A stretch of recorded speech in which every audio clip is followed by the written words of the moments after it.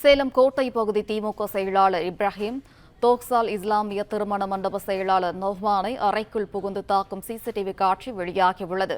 கூடுதல் விவரங்களை வழங்குகிறார் செய்தியாளர் ரமேஷ். வணக்கம். என்ன நடந்தது ரமேஷ்? வணக்கம். சேலம் கோட்டை பகுதியில் இஸ்லாமியர்கள் சொந்தமான திருமண மண்டபம் ஒன்று உள்ளது.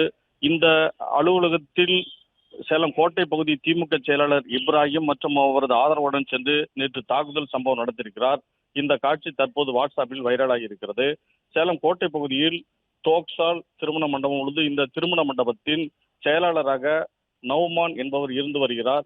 இவருக்கும் கோட்டை பகுதி திமுக பகுதி செயலாளர் இப்ராஹிம் என்பவருக்கும் சில மாதங்களாக வாய் தகராறு இருந்து வருகிறது.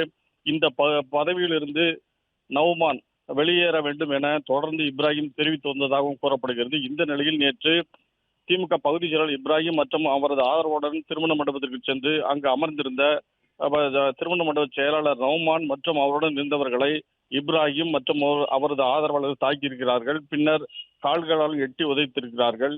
இந்த காட்சி தற்போது வாட்ஸ்அப்பில் வைரலாகி இருக்கிறது. இந்த தாக்குதல் சம்பவம் குறித்து தற்போது சேலம் நகர காவல் நிலையத்தில் புகார் செய்யப்பட்டிருக்கிறது. விவரங்களுக்கு நன்றி ரமேஷ். பிளே ஸ்டோர் மற்றும் ஆப் ஸ்டோரில் இருந்து பாலிமர் செயலியை QR கோடு மூலம் பதிவிறக்கம் செய்யுங்கள். செய்திகளை உடனுக்குடன் பெறுங்கள்.